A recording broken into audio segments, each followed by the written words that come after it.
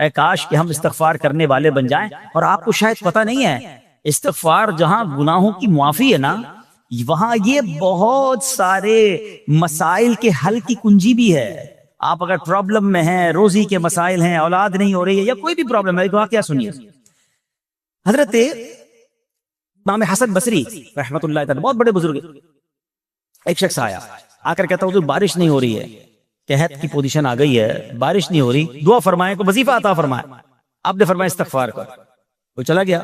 اچھا ایک بزرگ بیٹھے تھے ان کے پاس، حضرت ربیع بن صبیح رحمۃ اللہ، وہ دیکھ رہے تھے. دوسرا بندہ آیا، کہتا حضور تنگ دستی ہے، کاروبار میں ڈاؤن ہے، رزق میں تنگی ہے. آپ نے فرمایا استغفار کرو. تیسرا شخص آیا، کہتا حضور اولاد نہیں ہو رہی ہے، حصول اولاد کے لیے وظیفہ لینا ہے، فرمایا استغفار کرو. چوتھا بندہ آیا، وہ کہتا کہ حضور میرے باغ میں فصلوں میں پیداوار کی کمی ہے، فرمایا استغفار کرو. حضرت ربیع بن صبیح کہتے ہیں حضور پہلا بندہ الگ پرابلم لے کر آیا، دوسرا الگ، تیسرا الگ، چوتھا الگ، چاروں کو ایک ہی دوائی، چاروں کو ایک ہی وظیفہ، استغفار استغفار. آئے ہائے بڑوں کی بڑی بات ہے. قرآن میں بھی پڑھتا ہوں، قرآن آپ بھی پڑھتے ہیں، مگر دیکھو اللہ والے کیسے پڑھتے ہیں. کیا خوبصورت جواب دیا آپ نے. آپ فرماتے ہیں سورہ نوح پارہ 29 آیت نمبر 10 سے 12 کی آپ نے تلاوت فرمائی. اب ذرا قرآن سنیے گا. بسم اللہ الرحمن الرحیم. استغفروا ربکم انہ کان غفارا یرسل السماء علیکم مدرارا ویمددکم باموال وبنین ویجعل لکم جنات ویجعل لکم انہارا. سبحان اللہ. ذرا سنیے گا، اپنے رب سے معافی مانگو. استغفروا ربکم انہ کان غفارا، بے شک وہ بڑا معاف کرنے والا ہے. اب دے گا عطا، کیا فرمائے گا؟ یرسل السماء علیکم مدرارا، وہ تم پر موسلا دھار بارش بھیجے گا. وَيُمْدِدْكُمْ بِأَمْوَالٍ وَبَنِينَ وَيَجْعَلْ لَكُمْ جَنَّاتٍ وَيَجْعَلْ لَكُمْ أَنْهَارًا. فرمایا اور مالوں اور بیٹوں سے تمہاری مدد فرمائے گا، اور تمہارے لیے باغات بنا دے گا، اور تمہارے لیے نہریں بنائے گا. باغات بھی بڑھ رہے ہیں، اولاد بھی عطا ہو رہی ہے، مال بھی بڑھ رہا ہے، بارش بھی ہو رہی ہے. کس چیز سے؟ استغفار سے. تو استغفار یہ آپ کے بہت سارے پرابلمز کا حل ہے، مسائل کا حل ہے. بس اپنی زبان استغفار سے تر رکھے. اچھا پھر اس میں تھوڑی سی شرمندگی بھی ہے. ایسا نہیں کہ استغفار بھی ہو رہا ہے اور دماغ کہیں اور ہے، مسکرا بھی رہے ہیں، ہنس بھی رہے ہیں، اور استغفر اللہ، کسی سے معافی مانگتے ہوئے ہنستا ہے کیا بندہ؟ استغفر اللہ ربی من کل ذنب واتوب الیہ. یا اللہ میں اپنے سارے گناہوں سے تجھ سے معافی مانگ رہا ہوں. بہت سارے استغفار کے سیکھے ہیں. استغفر اللہ العظیم من کل ذنب عظیم. اے اللہ میں تجھ سے استغفار کرتا ہوں، وہ رب جو بہت عظیم ہے، اپنے سارے بڑے گناہوں سے میں استغفار کرتا ہوں. الگ الگ سیغوں سے اللہ کی بارگاہ میں استغفار کریں. ہو سکے تو کبھی گناہ یاد آئیں تو آنسو بھی بہ رہے ہوں، مگر یہ استغفار اللہ کو بڑا پسند ہے، معافی رب کو بہت پسند ہے. ابو اللیث سمرقندی رحمۃ اللہ تعالی لکھتے ہیں پچھلی قوموں میں ایک شخص تھا، اس نے بہت گناہ کیے تھے.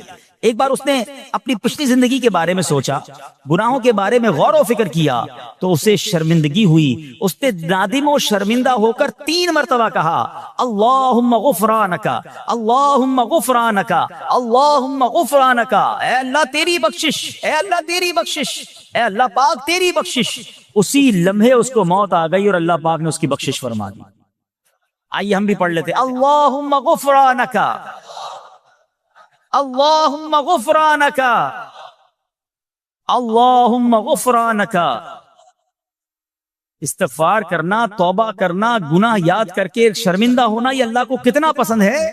ایک سبحان اللہ، اس کے بارے میں چند برکتیں آپ کو بیان کرتا ہوں. بڑی عظیم برکت یہ ہے کہ اس کی بدولت بندے کا تنگی اور غم دور ہو جاتا ہے. حدیث پاک میں ہے جو ہمیشہ استغفار کرتا رہے اللہ پاک اس کے لیے ہر تنگی سے نکلنے کا راستہ بناتا ہے، ہر فکر و غم سے اسے خلاصی عطا فرماتا ہے. اس کی ایک برکت یہ بھی ہے کہ ایسے بندے کو اللہ پاک غیب سے رزق عطا فرماتا ہے. حدیث پاک میں ہے استغفار کرنے والے کو اللہ وہاں سے رزق عطا فرماتا ہے جہاں اس کا گمان بھی نہیں ہوتا ہے. اتنی مہنگائی ہے، اتنی مشکلیں ہیں، اتنی تنگی ہے، لوگ قرضے میں ہیں، کبھی ادھر جاتے ہو کبھی ادھر جاتے ہو. ارے بھائی سب کے پاس جاتے ہو، رب کے پاس کیوں نہیں جاتے؟ استغفار کرنا شروع کر دو، فرمایا ادھر سے روزی دے گا جہاں تمہارا گمان بھی نہیں جائے گا. اس کی برکت سے اللہ پاک دلوں کے زنگ کو دور فرماتا ہے. آئیے پیارے اسلامی بھائیوں، اللہ کو معافی مانگنا، دل سے پکارنا کتنا پسند ہے. میں آپ کو ایک بہت ہی خوبصورت واقعہ بتاتا ہوں، اور یہ واقعہ ہے حضرت موسیٰ علیہ نبینا علیہ الصلوۃ والسلام کا. اللہ پاک نے حضرت موسیٰ علیہ نبی علیہ السلام نے ایک بار اپنی مناجات میں عرض کیا یا اللہ یا رب، اللہ پاک کی طرف سے جواب آیا لبیک یا موسیٰ. آپ نے عرض کی یا اللہ تو میرا مالک ہے، تو خالق ہے، میں تو تیرا بندہ ہوں. ارشاد ہوا مجھے یہ پسند ہے کہ جب مجھے کوئی میرا بندہ یا رب پکارے تو میں اسے لبیک کہہ کر جواب. اللہ فرما رہا ہے حضرت موسیٰ نے عرض کی یا رب کیا یہ ہر موتی بندے کے لیے ہے؟ کیا ہر نیک آدمی کے لیے ایسا ہے کہ جب تجھے وہ پکارے تو لبیک فرماتا ہے؟ سنو اللہ فرماتا ہے ہاں بلکہ ہر گناہگار بندے کے لیے بھی ہے. حضرت موسیٰ نے عرض کی یا اللہ فرما بردار تو تیری اطاعت کرتا ہے، وہ بات تو سمجھ آ رہی ہے، گناہگار پر یہ کرم کس وجہ سے؟ اے ہائے سنو میرے رب کیسا کریم ہے. فرماتا ہے اے موسیٰ اگر میں بھلائی کرنے والے کو اس کی بھلائی کا بدلہ دوں اور برائی کرنے والے پر اس کی برائی کی وجہ سے احسان نہ کروں تو میرا جود و کرم کہاں جائے گا؟ اللہ فرماتا ہے میرا پھر کرم، میری رحمت کس لیے ہے؟ برائی کرنے والا بھی گناہ کرنے والا بھی مجھے پکارتا ہے، میں اسے بھی لبیک کہہ کر جواب دیتا ہوں. حضرت موسیٰ علیہ نبینا علیہ السلام کو ایک بار وحی نازل ہوئی کہ اے موسیٰ فلاں علاقے میں جاؤ، ہمارا ایک نیک بندہ اس کا انتقال ہو گیا ہے، جا کے اس کو غسل دو، اس کو کفن دو اور اس کا جنازہ پڑھو. حضرت موسیٰ وہاں پہنچ گئے اور جب وہاں جا کر آپ نے لوگوں سے کہا کہ مجھے فلاں بندے کے پاس لے جاؤ جس کا انتقال ہوا ہے، مجھے غسل دینا ہے، کفن پڑھنا ہے، جنازہ پڑھنا ہے.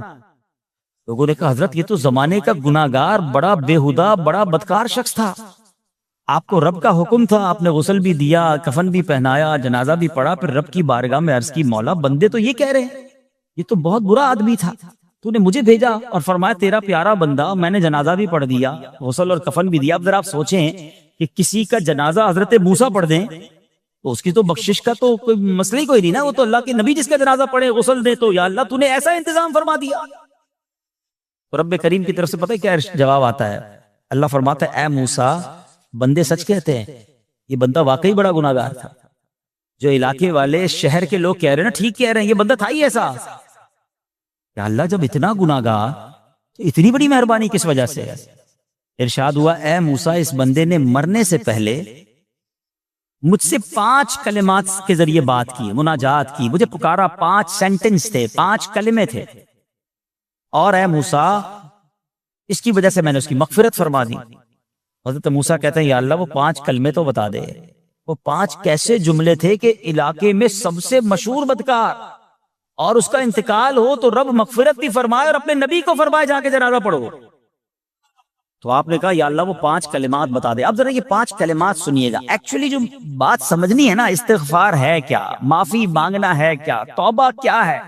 اللہ فرماتا نا کہ ہم نے سنا کہ جو بندہ اللہ سے استغفار کرتا ہے اللہ اسے دیکھ کر مسکراتا ہے. اس کی وجہ یہ کہ بندہ رب کی بارگاہ میں اپنے آپ کو سرنڈر کرتا ہے، اپنے گناہ یاد کرتا ہے، اپنی کم مائگی کا اظہار کرتا ہے. وہ کہتے ہیں نا الندم التوبہ، شرمندگی توبہ ہے.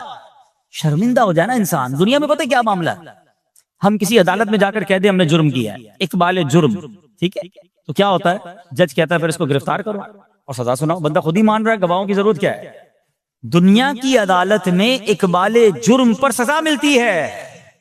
میرے رب کی رحمت کی عدالت دیکھو، بندہ وہاں جا کر اقبال جرم کر لے، شرمندہ ہو جائے، معافی مانگ لے، اللہ اس کے سارے گناہ معاف فرما دیتا. یہ فرق ہے دنیا والوں میں اور رب کی عدالت میں. سبحان اللہ. وہ حضرت موسیٰ کہتے ہیں یا اللہ وہ 5 کلمے بتا، اور بتائے گئے تو وہ 5 کلمے سنیے گا ذرا. وہ بندہ کہتا ہے مرنے سے پہلے اے رب تو جانتا ہے میں نیکوں سے محبت کرتا ہوں اگرچہ خود نیک نہیں ہوں. یا رب تو جانتا ہے میں فاسقوں سے بغض رکھتا ہوں اگرچہ میں خود فاسق ہوں. سمجھ رہے ہیں بات؟ اے اللہ نیکوں سے پیار کرتا ہوں، مجھے پتا ہے میں خود نیک نہیں ہوں. میں گناہ گاروں سے نفرت کرتا ہوں حالانکہ میں خود بھی گناہ گار ہوں. کہیں بھی اپنی بڑائی نہیں ہے، میں گناہ گار، میں بدکار، مگر اللہ میں پیار کرتا ہوں نیک لوگوں سے. تیسرا جملہ کیا تھا؟ یا رب اگر مجھے معلوم ہو جائے کہ میرے جنت میں داخل ہونے سے تیری ملکیت میں کوئی کمی آ جائے گی تو اے اللہ میں تجھ سے پھر جنت کا سوال کرنا چھوڑ دوں گا. مجھے یہ پتا ہے یا اللہ تو نے مجھے جنت میں داخل کیا نا، تیری جنت میں کوئی کمی نہیں آئے گی، بہت بڑی ہے، ہم مجھے داخل بھی کرنے سے تیرا کچھ نہیں جائے گا. اگر کچھ جاتا ہوتا تو یا اللہ میں جنت تیرے سے مانگنا چھوڑ دیتا. چوتھا جملہ کیا ہے؟ اے رب اگر مجھے معلوم ہو جائے کہ مجھے جہنم میں داخل کرنے سے تیری ملکیت میں اضافہ ہو جائے گا تو میں پھر جہنم سے پناہ نہیں مانگوں گا. یعنی اگر تو تیرے ملک میں تیری شان میں اضافہ ہو رہا ہے مجھے جہنم میں ڈالنے سے، پھر تو میں نہیں کہوں گا تجھے کہ جہنم سے نکال، مگر مجھے پتا ہے تو پہلے ہی مالک ہے، تو پہلے ہی خالق ہے، سب کچھ تیرا ہے، مجھے جہنم میں ڈالنے سے تیری کوئی ملکیت میں اضافہ نہیں ہونا۔ اور آخری بات کیا کہتا ہے؟ یا رب اگر تو مجھ پر رحم نہ کرے گا تو پھر کون کرے گا؟ اللہ فرماتا ہے اے موسیٰ میں نے اس پر رحم کیا، یہ میرے کرم کے لائق تھا، میرے کرم کے لائق نہیں تھا کہ میں اسے ناکام لوٹا دیتا۔ جب اس لیے کلمات کہے تو میں نے اسے درگزر فرمایا، اس کی مغفرت فرما دی، اور میں ہی بخشنے والا مہربان۔ تو اے میرے پیارے اسلامی بھائیوں، آج وہ کام سیکھ کے جانا ہے، سمجھ کے جانا ہے، جس کو جو بندہ کرتا ہے تو رب کی رحمت گویا مسکراتی ہے۔ وہ یہ ہے کہ اللہ سے معافی مانگتے رہیں، استغفار کرتے رہیں، اللہ کو راضی کرنے کی کوشش کرتے رہیں، اپنے گناہوں پر ندامت رکھیں کہ جو معافی مانگتا ہے نا اللہ اسے بہت پسند فرماتا ہے۔ حدیث پاک میں آتا ہے التائب من الذنب کمن لا ذنب لہ، گناہوں سے توبہ کرنے والا ایسا ہے جیسا اس نے گناہ کیا ہی نہیں ہے۔ اچھا اب ایک اور بہت پیارا عمل جس کو دیکھ کر اللہ مسکراتا ہے، وہی میں نے جو تفسیر بتائی کہ اللہ کی رحمت راضی ہو جاتی ہے اور اللہ کی رحمت برستی ہے، رب راضی ہو جاتا ہے۔ نبی پاک علیہ الصلوۃ والسلام نے فرمایا 3 بندے ہیں اللہ پاک انہیں دیکھ کر مسکراتا اور کیا ہوتا ہے؟ فرمایا اور بہت خوش ہوتا ہے۔ اب وہ 3 بندے کون سے ہیں؟ چیک کر لیں ہم ان میں ہیں کہ نہیں۔ فرمایا نمبر 1 وہ بندہ جو رات کو اٹھے، بستر چھوڑے، اچھی طرح وضو کرے، پھر نماز پڑھنے کھڑا ہو جائے، اسے دیکھ کر اللہ پاک فرشتوں سے فرماتا ہے اے فرشتوں بتاؤ میرے بندے کو نیکی پر کس نے اکسایا ہے؟ فرشتے عرض کرتے ہیں مولا تو بہتر جانتا ہے۔ اللہ پاک فرماتا ہے ہاں میں جانتا ہوں مگر تم مجھے بتاؤ۔ فرشتے عرض کرتے ہیں اے مالک کریم تو نے اسے ایک چیز یعنی جہنم کا خوف دیا ہے، یہ اس سے ڈرتا ہے۔ اے اللہ تو نے ان کو ایک چیز جنت کی امید دلائی ہے، یہ اس کی امید رکھتا ہے۔ اے اللہ یہی خوف اور امید ہے جس نے اسے رات کی نیند قربان کر کے تیرے حضور کھڑے ہونے پر ابھارا ہے۔ اب اللہ پاک فرماتا ہے اے فرشتوں گواہ ہو جاؤ، یہ جس چیز سے ڈرتا ہے یعنی جہنم سے ڈرتا ہے، میں نے اپنے اس بندے کو اس سے امن بخشا، اور جس کی امید رکھتا ہے یعنی جنت کی، میں نے جنت اس پر واجب کر دی۔ رات اٹھ کر جب دنیا سوئی ہو بندہ اٹھ کر تہجد کی نماز ادا کرے، اللہ کی بارگاہ میں آنسو بہائے، اللہ فرشتوں کے سامنے گویا فخر فرماتا۔ دوسرے نمبر پر سنو، فرمایا دوسرا وہ شخص جو حق و باطل کی لڑائی میں شریک ہوا، ثابت قدم رہا یہاں تک کہ شہید ہو گیا، یا اللہ پاک نے اسے فتح عطا فرمائی، اللہ اس بندے کو دیکھ کر بھی مسکراتا ہے۔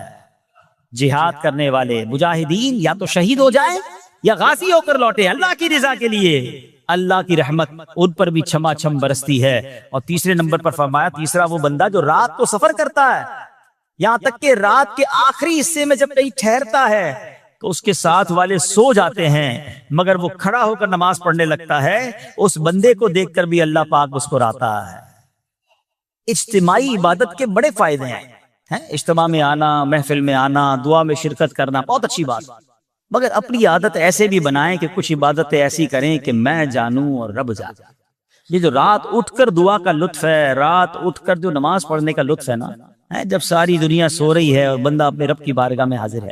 علماء کہتے ہیں دن کے نوافل کے مقابلے میں رات کے نوافل افضل ہیں، کیونکہ رات سکون ہوتا ہے، رات رقت قلبی ملتی ہے، سبحان اللہ، رحمت الہی چھما چھم برستی ہے۔ ہمیں کیا کرنا ہے کہ رات تہجد کی نماز کی عادت ڈالے۔ رمضان میں بن گئی تھی نا، سحری کے لیے اٹھتے تھے تو لوگ تہجد پڑھتے تھے، اللہ کرے کہ یہ عادت بن جائے۔ کبھی کبھی اگر ہر روز نہیں ہو سکتا کم از کم کبھی کبھی کریں۔ اچھا اگر ایسی کوئی عبادت ہو بھی جائے نا پھر سب کو بتائیں نا کہ رات اٹھا تھا تو جناب دعائیں بھی کی تو آنسو بھی بہائے، نہیں کبھی کبھی ایسا کیا کرو کہ میں جانوں اور رب جانے، اللہ سے باتیں کیا کرو۔ میں آپ کو صحیح بتاؤں، آپ مجھے ایک بات بتائیں، یہ تو آپ نے سن بھی لیا کہ اللہ کی رحمت کس قدر برستی ہے اس پر۔ زندگی میں بھی جب کبھی ہم پریشان ہوں اور رات نیند نہ آئے، کبھی کبھی ایسا ہوتا ہے پریشانی میں نیند نہیں آتی، کروٹیں بدل رہا ہوتا ہے انسان، اور اس کروٹ بدلتے بدلتے میں آپ کی جب والدہ حیات ہوگی یا ماشاءاللہ جن کے پاس ماں موجود ہے، ماں جیسی ہستی کہاں ملتی ہے۔ ایک بار اور سن لو، دنیا کی بہت ساری چیزیں میرے اور آپ کے پاس ہیں جو ریپلیسیبل ہیں، جو بدلی جا سکتی ہیں۔ موبائل فون لیتے ہیں بڑی خوشی سے لیتے ہیں، مگر نیا ماڈل آتا ہے تو لوگ بدل دیتے ہیں۔ سواری لیتے ہیں بڑی خوشی ہوتی ہے، مگر جب نئی سواری آتی ہے تو ریپلیس بدل دیتے ہیں، ماڈل نیا آ گیا بھائی اب وہ پرانی لگتی ہے۔ اگر یاد رکھو ماں باپ چلے جائیں نا اس کے بعد ماں باپ دوبارہ نہیں ملتے، ان کا کوئی نیا ورژن یا نیا ماڈل نہیں ہے تو ان کی قدر کر لو، ان کی دعائیں لے لو ہیں۔ تو بہرحال آپ کبھی کبھی تکلیف میں ایسا ہوا ہو کہ رات کو نیند نہ آئی ہو، بے قرار ہو کر ماں کے پاس گیا آنکھوں میں آنسو لے کر کہ ماں میں پریشان ہوں، بیمار ہوں، یا قرضے میں ہوں، یا فلاں پرابلم ہے۔ ماں نے کیا کیا تھا؟ کروٹ بدل کر سو گئی تھی کہ بیٹا تو جان تیرا کام جانے، یا ماں خود بھی بیدار ہو گئی، سینے لگایا اور دعا کرنا شروع کر دی؟ بھائی ہم روئے تو ماں بھی روئی۔ یہ ہے نا ماں، میری تکلیف، ایسا لگتا ہے کہ مجھے کبھی کبھی یہ فیصلہ کرنا مشکل ہوتا تھا کہ تکلیف مجھے زیادہ ہوتی ہے میری تکلیف میں، یا میری والدہ کو زیادہ ہوتی ہے؟ بیمار میں ہوں، تکلیف اسے، یہ رشتہ کہاں ملتا ہے؟ مگر مجھے ایک بات بتاؤ، جب میری تکلیف پر رات نیند چھوڑ کر، بستر چھوڑ کر میں ماں کے پاس گیا، ماں نے سینے لگایا، تو اگر میں اپنا بستر چھوڑ کر آنکھوں میں آنسو لیے میری ماں سے مجھے کہیں زیادہ پیار کرنے والے رب کی بارگاہ میں چلا گیا، تو اس کی رحمت کیا مجھے مایوس کر دے؟ میری ماں کے دل میں جو ممتا ہے نا، وہ بھی میرے رب نے ڈالی ہے۔ تو رب کی رحمت کتنی ہوگی؟ تو کبھی کبھی اللہ کی بارگاہ میں رات کے اس پہر حاضر ہوا کرو، جو پرابلم ہے آپ کی، جو مشکل ہے آپ کی، آپ یقین کریں، آپ اللہ کی بارگاہ میں تہجد کے وقت رات کے آخری پہر آنسو بہائیں، دعائیں کریں، نوافل پڑھیں، پھر دیکھیے آپ کے دل کو تسلی کیسے ہوتی ہے، آپ کا ایمان تازہ ہو جائے گا، اور آپ نے دیکھا کہ ایسے وقت عبادت کرنے والوں سے رب کتنا راضی ہوتا ہے۔ اللہ کرے یہ بات ہمیں سمجھ آ جائے۔ اسی طرح عظیم صحابی حضرت عبداللہ ابن مسعود رضی اللہ عنہ سے روایت ہے، پیارے آقا مکی مدنی مصطفیٰ صلی اللہ تعالی علیہ وسلم نے فرمایا، ایک بندہ رات کو اٹھتا ہے، اچھی طرح وضو کرتا ہے، پھر اللہ پاک کی حمد کرتا ہے، اس کی بزرگی بولتا ہے، اپنے نبی علیہ الصلوۃ والسلام پر درود پڑھتا ہے، قرآن کھول کر پڑھنا شروع کر دیتا ہے، یہ وہ بندہ ہے جسے دیکھ کر اللہ پاک مسکراتا ہے اور فرماتا ہے، دیکھو میرا بندہ عبادت کر رہا ہے جبکہ اسے میرے سوا کوئی نہیں دیکھ رہا ہے۔ اللہ، یہ کاش ہمیں عادت مل جائے کہ ہم اکیلے میں عبادت کریں، انفرادی عبادت کریں، میں جانوں میرا رب جانے، کبھی تلاوت کریں، کبھی درود پڑھیں، کبھی دعائیں کریں، کبھی آنسو بہائیں، سبحان اللہ، اس کا مزہ ہی اور ہے۔ ہاں کبھی ایسا ہونا چاہیے، ہم محفل میں عشق رسول کے عالم میں رو بھی پڑھتے ہیں، مدینے کی یاد ہو، نعت شروع ہو تو ہماری آنکھوں میں آنسو آ جاتے ہیں، یہ بھی اچھی بات ہے، مگر کبھی کبھی رات ایسی بھی ہونی چاہیے کہ دل میں ہو یاد تیری، گوشے تنہائی ہو، دل میں ہو یاد تیری، گوشے تنہائی ہو، پھر تو خلوت میں عجب انجمن آرائی ہو۔ کبھی زندگی میں ایسی راتیں بھی آنی چاہیے، وہ ہے نا، جاگ اٹھا اشکوں کا مقدر، عشق نبی میں روتے روتے کیسی گزری رات نہ پوچھو۔ کبھی کبھی ایسی رات بھی گزرنی چاہیے کہ آقا کی یاد میں آنسو بہ رہے ہوں، مدینے کی یاد میں، گھر والوں کو بھی پتہ نہ چلے، ہلکی ہلکی آواز میں کبھی نعت شریف لگا لیا کریں، کبھی مناجات لگا لیا کریں، ہم پتہ نہیں کیا دیکھتے دیکھتے سوتے ہیں۔ کاش انہی تصورات میں آنکھیں بند ہوں کہ میں سو جاؤں یا مصطفیٰ کہتے کہتے، میں سو جاؤں یا مصطفیٰ کہتے کہتے، کھلے آنکھ صلی علی کہتے کہتے۔ جو مدینے کے تصور میں سوتے ہیں نا، پھر خواب میں زیارت بھی کر لیتے ہیں۔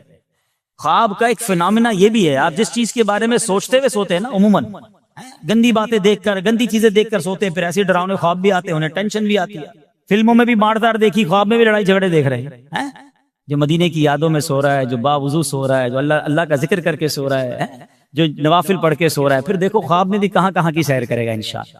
تو اپنی خلوتوں کو اچھا کرے، اپنے اکیلے وقت کو بھی خوبصورت کریں، آنسو بہائیں، اور سبحان اللہ تہجد پڑھنے والوں کے چہروں پر نور بھی آ جاتا ہے۔ ہاں یہ ایک الگ نعمت انہیں ملتی ہے، اللہ نصیب فرما دے۔ اچھا ایک اور خوبصورت کام ہے، اللہ کریم جلد دیکھ کر مسکراتا ہے۔ فرمایا حضرت ابو سعید خدری رضی اللہ عنہ فرماتے ہیں، رسول ذیشان مکی مدنی سلطان صلی اللہ تعالی علیہ وسلم نے فرمایا، 3 بندوں کو دیکھ کر اللہ پاک مسکراتا ہے۔ وہ قوم جو نماز میں صفیں سیدھی کرتی ہے، اور وہ بندہ جو اللہ پاک کی راہ میں جہاد کرتا ہے، تیسرا وہ بندہ جو رات کے اندھیرے میں عبادت کرتا ہے، انہیں دیکھ کر اللہ پاک مسکراتا ہے۔ جہاد والی بات اور رات والی عبادت کی بات تو ہو گئی، اب اس میں نئی بات سیکھنے کو ملی، صفیں درست کرنے والی۔ اب روز نماز پڑھ رہے ہیں، صفیں درستی کر رہے ہوتے، امام صاحب کہہ کے تھک جاتے، کاندھے سے کاندھا ملائیں، صفوں کو سیدھا کریں۔ صفوں کو سیدھا کرنے والوں کو دیکھ کر رب کی رحمت مسکراتی ہے، رحمت برستی ہے۔ اب یہ کتنا آسان کام ہے، مگر اس کی طرف بھی توجہ نہیں ہوتی ہے۔ یاد رکھیے کہ صفیں سیدھی کرنا یہ بڑی نیکی ہے، اور اللہ کرے کہ ہم اس پر عمل کرنے والے بنیں۔ اور صفیں درست نہ کرنا ترک واجب، ناجائز اور گناہ ہے۔ سیدھی صفے نہیں کرتے، نہیں ناجائز کرتے ہیں، گناہ کرتے ہیں. صف درست نہ کرنے سے نماز ناقص رہ جاتی ہے. اور یہ بعض اوقات لوگ کہتے ہیں یار ہمیں نماز میں وسوسے بہت آتے ہیں. روایتوں میں آتا ہے صف درست نہ کرنا نماز میں وسوسے آنے کا سبب ہے. صفیں ٹھیک نہیں ہوں گی نا، عجیب عجیب سی باتیں دماغ میں آئیں گی. کیوں؟ حدیث پاک میں آتا ہے شیطان تمہارے درمیان بھیڑ کے بچے کی طرح گھس جاتا ہے. شیطان صفوں میں گھس جاتا ہے. صف سیدھی نہ کرنے میں چہرہ بگڑنے کا اندیشہ ہے. اے ہائے، اب ذرا غور کر لیجیے یہ کتنا ضروری ہے. قرآن کریم میں ایک سورت ہے سورہ صافات. اس مبارک سورت کی پہلی آیت میں اللہ پاک نے فرمایا والصافات صفا، ان کی قسم جو باقاعدہ صفے باندھے ہوئے ہیں. حضرت عبداللہ ابن مسعود فرماتے ہیں یہاں صفے باندھنے والوں سے مراد فرشتے ہیں. حضرت جابر بن سمورہ رضی اللہ تعالیٰ عنہ فرماتے ہیں ایک دن پیارے آقا مکی مدنی مصطفیٰ صلی اللہ تعالیٰ علیہ وسلم تشریف لائے اور فرمایا تم ایسے صف کیوں نہیں بناتے جیسے فرشتے صفے بناتے ہیں. ہم نے عرض کی یا رسول اللہ صلی اللہ تعالیٰ علیہ وسلم فرشتے کیسے صف بناتے ہیں؟ فرمایا پہلے اگلی صف مکمل کرتے ہیں اور خوب مل کر کھڑے ہوتے ہیں. سبحان اللہ، مبارک ہو مسلمانوں کو وہ صفے سیدھی کرتے ہیں، اچھی طرح کاندھے سے کاندھا ملاتے ہیں، گویا یہ فرشتوں کا کام کر رہے ہیں، فرشتوں والا کام کر رہے ہیں. تفسیر طبی میں ہے فاروق اعظم رضی اللہ عنہ کا یہ معمول تھا جب نماز پڑھانے لگتے تو نمازیوں کو فرماتے صفے سیدھی کر لو، اے فلاں ذرا آگے ہو جاؤ، اے فلاں ذرا پیچھے ہو جاؤ. پھر فرماتے بے شک اللہ پاک تمہیں فرشتوں کی طرح دیکھنا پسند فرماتا ہے. تو صفے سیدھی رکھنا یہ فرشتوں کا انداز ہے اور اللہ کی رحمت خوب برستی ہے، گویا رب مسکراتا ہے انہیں دیکھ کر. تو اے میرے پیارے اسلامی بھائیوں، اور بھی بہت سارے کام ہیں جس کو دیکھ کر، جن کو کرنے سے اللہ کی رحمت چھما چھم برستی ہے. مسلمانوں کی پیاری امی جان حضرت عائشہ صدیقہ طیبہ طاہرہ رضی اللہ تعالی عنہا سے روایت ہے رسول رحمت شفیع امت صلی اللہ تعالی علیہ وآلہ وسلم نے فرمایا جب بندہ مجھ پر درود پاک پڑھتا ہے تو اس کی برکت سے ایک فرشتہ اللہ پاک کی بارگاہ میں حاضر ہوتا ہے.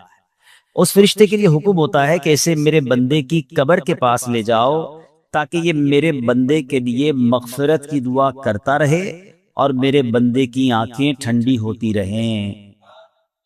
ذات والا پہ بار بار درود، ذات والا پہ بار بار درود، بار بار اور بے شمار درود. قبر بے خوب کام آتی ہے، بے کسوں کی ہے یار غار درود. صلو علی الحبیب صلی اللہ تعالی علی محمد صلی اللہ علیہ وسلم. پیارے پیارے اسلامی بھائیوں، کچھ دنوں پہلے ہی کی بات ہے، ایک شور اٹھا کہ ماہ رمضان کا چاند نظر آ گیا اور جیسے ہی رمضان آیا مسجدوں کی رونقیں بڑھ گئیں، نمازیوں کی تعداد بڑھ گئی. ایک عجب سما تھا سحری کا، ایک روحانی منظر تھا افطار کا.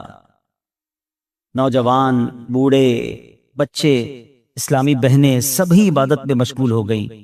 دیکھتے ہی دیکھتے عشرہ رحمت گیا، عشرہ مغفرت آیا، وہ بھی جدا ہوا. ہمیں لگا کہ ہم عشرہ رحمت اور عشرہ مغفرت میں ویسی عبادت نہیں کر سکے، اب آخری عشرے میں خوب عبادت کر لیں گے، تاک راتیں بھی ہیں. مگر غفلت میں وہ آخری عشرہ بھی گزار دیا. رمضان ہمیں تڑپا کر، بہاریں لٹا کر، برکتیں عطا کر کے ہم سے اب جدا ہو چکا ہے. اب رمضان یقیناً اگلے سال بھی آئے گا، مگر یہ نہیں پتا کہ ہم اس رمضان میں ہوں گے یا نہیں ہوں گے. ہمیں یہ بھی نہیں معلوم ہماری مغفرت ہوئی کہ نہیں. ہم رب کریم سے دعا کرتے ہیں کہ اللہ جن لوگوں نے تجھے راضی کیا ان کا واسطہ ہم سے راضی ہو جا، جن لوگوں کی مغفرت فرمائی ان کا واسطہ ہماری مغفرت فرما دے. ماہ رمضان کی بس اب یاد ہی باقی رہ گئی ہے. اب رمضان کے بعد کی زندگی ہے. اب زندگی ہمیں ایسے گزارنی ہے کہ جو ہم نے رمضان میں روحانیت حاصل کی، جو برکتیں حاصل کی، جو ہمیں تقوی کی سوغات رمضان سے ملی ہے، کہیں وہ ضائع نہ ہو جائے. ہمارا دشمن آزاد ہو چکا ہے، شیطان حملہ کرنے کے لیے بھرپور تیاری پر آمادہ ہے. کئی لوگوں کو تو اس نے پہلے 2 دنوں میں ہی مسجد سے دور کر دیا ہوگا. اب ہمیں بھی غور کرنا ہے کہ کیا ہمیں بھی اپنی ساری عبادتیں، ساری ریاضتیں، ساری روحانیت ضائع کرنی ہے یا نہیں. ہم نے انشاءاللہ اس کو کنٹینیو کرنا ہے جو ہم نے رمضان میں اعمال شروع کیے تھے، جو نیکیاں شروع کی تھی. بڑی پیاری ایک حدیث پاک ہے کہ رمضان وہ مہینہ ہے، من قام رمضان ایمانا و احتسابا غفر له ما تقدم من ذنبه، یعنی جو ایمان کے ساتھ ثواب کمانے کے لیے رمضان المبارک کے روزے رکھے اس کے پچھلے گناہ معاف کر دیے جاتے ہیں۔ اور اب شوال کا مہینہ آیا نا، حدیث پاک میں ہے کہ جس نے رمضان کے روزے رکھے پھر 6 دن شوال میں روزے رکھے تو گناہوں سے ایسا پاک ہو جاتا ہے جیسا کہ ماں کے پیٹ سے آج ہی پیدا ہوا ہو۔ تو وہ روحانیت کو برکت جاری رکھنی ہے۔ ابھی تو روزے بھی رکھنے ہیں نا انشاءاللہ، نفلی روزے رکھیں گے، 6 روزے رکھ لیں گے تو انشاءاللہ یہ برکت بھی حاصل ہو جائے گی۔ ہمیں کوشش یہ کرنی چاہیے کہ ہمیں ماہ رمضان کے بعد اب یہ 6 دن شوال کے، ضروری نہیں کہ ایک ساتھ رکھیں، شوال کے پورے مہینے میں رکھ لیں۔ ایک اور خوبصورت حدیث ہے کہ جس نے عید الفطر کے بعد 6 روزے شوال کے رکھے تو اس نے پورے سال کے روزے رکھے، جو ایک نیکی لائے گا اسے 10 ملیں گی۔ بڑا خوبصورت کیلکولیشن ہے کہ جو 1 مہینے کے روزے رکھے گا ملٹیپلائی بائی 10 تو 10 مہینے ہو گئے اس کے بدلے، یعنی 10 مہینے کے روزے ہو گئے۔ اب 6 روزے رکھے تو 60 روزوں کا ثواب ملے گا، تو 2 مہینے وہ کور ہو گئے، تو یعنی پورے سال کے روزوں کا ثواب اگر کمانا ہے تو رمضان اور اس کے بعد 6 دن شوال کے روزے رکھنے ہیں، تو انشاءاللہ ہم پورے رکھیں گے انشاءاللہ۔ اب رمضان کے بعد ہم نے پہلے یہ کیلکولیٹ کرنا ہے کہ جیسے رمضان سے پہلے تھے اب ویسے ہیں یا بدل گئے ہیں۔ اگر کسی کی رمضان سے پہلے بھی نمازیں قضا ہو رہی ہیں اور جیسے ہی رمضان گیا پھر قضا ہو رہی ہیں، رمضان سے پہلے بھی جھوٹ تھا، ماہ رمضان گزارا اب پھر جھوٹ ہے، رمضان سے پہلے بھی حرام روزی تھی، رمضان گزارنے کے بعد دوبارہ شوال سے وہی حرام روزی شروع ہو گئی ہے، تو پھر اس کا مطلب رحمت کی بارش میں وہ نہایا نہیں ہے، اس کی زندگی میں کوئی بدلاؤ آیا نہیں ہے۔ رمضان تو بدلنے آیا تھا، ایک نئی زندگی دینے آیا، لیکن دیکھنا یہ ہے کہ کیا ہمیں وہ نئی زندگی ملی یا ہم پھر اسی پرانی روٹین پر، وہی گناہوں بری عادتیں، وہی بری عادتیں، وہی نگاہوں کے گناہ، وہی زبان کے گناہ، وہی کانوں کے گناہ۔ یہ غور کرنا ہے، اتنا بڑا انعام ملنے کے بعد بندے کو بدلنا چاہیے۔ مہینہ بندہ کہتے ہیں نا کسی بیماری سے نکل کر آتا ہے تو بندہ کہتا نہیں یار اب یہ کام نہیں کرنے، بیماری کے بعد مجھے پتا چلا کہ کتنا مشکل ہے، میں نے یہ والے کھانے نہیں کھانے، میں نے یہ والے، کسی بھی جگہ 1 مہینہ کوئی گزار لے، چاہے وہ ہاسپٹل میں گزار لے، چاہے کسی اچھی صحبت میں گزار لے، چاہے کہیں اچھے کہتے ہیں نا انسٹیٹیوٹ میں گزار لے، تو اس کی زندگی میں خوب بڑا امپیکٹ آ جاتا ہے، زندگی بدل جاتی ہے۔ ہمیں تو پورا مہینہ رحمت کے سمندر میں رکھا گیا تھا، رحمت کی بارش میں رکھا گیا تھا، صبح بھی رحمت، شام بھی رحمت، افطار بھی رحمت، سحری بھی رحمت، دعائیں قبول ہو رہی تھیں، راتوں کو ایک عجب رونق تھی، ماشاءاللہ ہزاروں لاکھوں عاشقان رسول نے، بلکہ آل اوور دا ورلڈ دیکھے تو شاید کروڑوں لوگوں نے اعتکاف کیا۔ اب اعتکاف کرنے کے بعد بھی نہ بدلا، مسجد میں آنے جانے کے بعد بھی نہ بدلا میں، اور پھر ویسا ہی ہو گیا، تو پھر قصور کس کا ہے؟ قصور تو پھر میرا ہوا نا۔ یاد رکھیے قصور بارش کا نہیں ہوتا، زمین کا ہوتا ہے۔ رحمت کی بارش تو برسی، جو زمین نرم تھی اس نے پھول اگا دیے، جو زمین زرخیز تھی اس نے کھیت اگا دیے، اور جب پہلے ہی گندگی تھی تو بارش کی وجہ سے وہاں کیچڑ ہو جاتا ہے۔ بندہ بعض اوقات کہتا ہے یار وہ روحانیت نہیں رہی، ہم اجتماع میں جاتا ہوں تو وہ لطف نہیں آتا، دعا میں وہ آنسو نہیں بہتے، پہلے بہت لطف تھا اب وہ کم ہو گیا ہے۔ کم کچھ بھی نہیں ہوا ہے، دل کی بستی خراب تو نہیں ہو گئی ہے، دل کی بستی خود تو نہیں اجاڑ لی ہے۔ میر اہل سنت لکھتے ہیں نا، بات اسیاں سے میں نے بگاڑی، دل کی ہاتھوں سے بستی اجاڑ لی، بات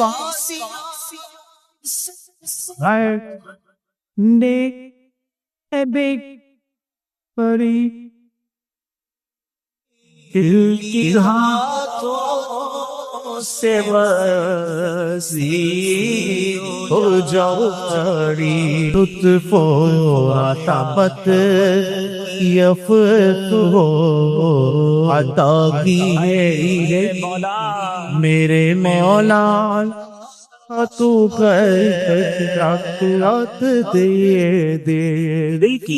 دل کی بستی اجڑنے دینی نہیں ہے، شیطان آیا ہے اجاڑنے کے لیے، پلان پورا ہے اس کا، اس سے سب چھین لینا ہے، اس کی نمازیں، اس کے روزے، اس کی آنسو، اس کی دعائیں، اس کے سجدے، اس کے صدقے، اس کی خیرات، اس کے چہرے پر جو داڑھی سج گئی، سر پر جو امامے آ گئے، بہنوں نے جو پردے کی نیت کر لی، وہ آیا ہے بستی اجاڑنے، وہ آیا ہے ہم سے سب کچھ چھیننے۔ اب عقل مند وہ ہے جو شیطان کی باتوں میں نہ آئے، رحمان عز و جل کے رحمت کے سائے میں چھپ جائے، ہیں مسجدوں میں آتا رہے، نمازوں کی پابندی کرتا رہے، سنتوں پر عمل کرتا رہے، جی اگر چاہے بھی برائی کی طرف تو ان بری محفلوں کی طرف نہ جائے، اپنے گناہوں پر معافی مانگیں گے انشاءاللہ، راتوں کو اٹھ کر جب لوگ سو رہے ہوں گے اللہ کی بارگاہ میں عبادت کریں گے۔ اسی طرح فرمایا کہ صفوں کو درست کریں گے اور انشاءاللہ رب کی بارگاہ سے خوب رحمتیں لوٹیں گے۔ اے میرے پیارے اسلامی بھائیوں، یہ سب کب ہو سکے گا؟ کہ جب ہم اچھے ماحول میں رہیں گے۔ تہجد تو جب پڑھیں گے نا، جب پہلے فرض پڑھیں گے، جس کی فرض ہی قضا ہو رہی ہے تو اس کو تہجد کی باری کب آئے گی؟ استغفار تو جب کرے گا جب ایسے ماحول میں آئے گا کہ جہاں گناہوں کو یاد دلا کر معافی مانگنے کا ہمیں انداز اور اس کی فکر دی جائے۔ تو آج کے اس پرفتن دور میں دعوت اسلامی کا یہ پیارا ماحول آپ کے سامنے ہے، اس ماحول سے وابستہ رہیں، ہفتہ وار اجتماع میں، مدنی قافلوں میں، ہفتہ وار مدنی مذاکرے میں شرکت کرتے رہیں گے تو انشاءاللہ ان نیکیوں کا جذبہ بھی ملتا رہے گا اور انشاءاللہ ایسے کام کرنے میں اللہ کرے کامیاب ہو جائے۔ تصور ہی کتنا پیارا ہے، یقین کریں، میں آپ شاید پتہ نہیں وہ فیلنگ آپ کو محسوس ہو رہی ہے کہ نہیں، یہ تصور ہی کتنا پیارا ہے کہ کبھی میں کوئی ایسا عمل کر لوں کہ رب کی رحمت مجھے دیکھ کر مسکرا دے، اللہ راضی ہو جائے، اللہ خوش ہو جائے، اور کیا چاہیے، میری تو زندگی کا حاصل ہو گیا نا۔ تو اب یہ 3-4 کام آپ نے سن لیے ہیں، اس کو عمل کرنا شروع کر دیں۔ اللہ کریم سے دعا کرتا ہوں کہ رب کریم اپنی رضا والے کام ہمیں بڑھ چڑھ کر کرنے کی توفیق عطا فرمائے۔ اللہ پاک ہم سب کو عمل کرنے کی توفیق عطا فرمائے۔ صلو علی الحبیب۔